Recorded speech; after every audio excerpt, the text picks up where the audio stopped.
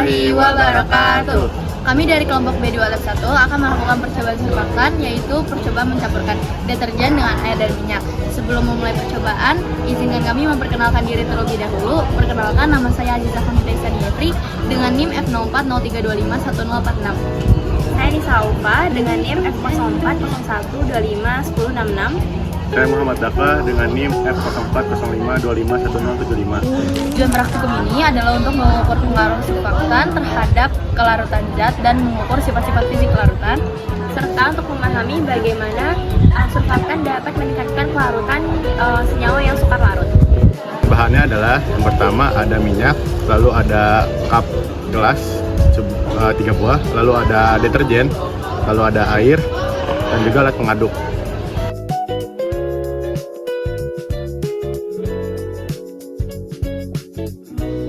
Masukkan minyak ke dalam gelas yang berisi air.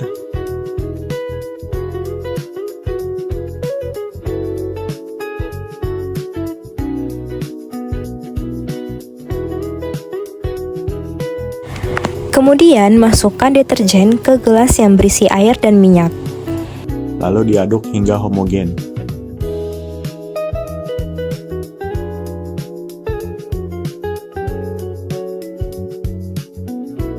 Dapat disimpulkan bahwa gelas yang berisi air dan minyak yang ditambahkan deterjen ketika diaduk itu larut dan homogen.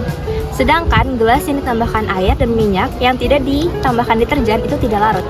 Jadi penjelasannya, mengapa pada gelas yang ada air dan minyak yang tidak menyatu? Karena massa dari air itu lebih berat dibanding massa dari minyak. Dan juga sifat dari larutan itu sendiri berbeda.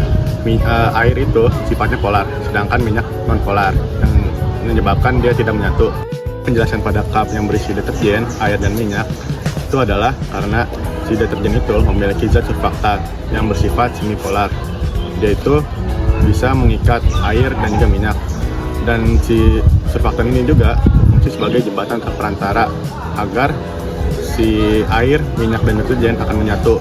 Jadi si surfaktan ini bisa mengikat air sebagai polar dan juga bisa mengikat minyak sebagai non-polar.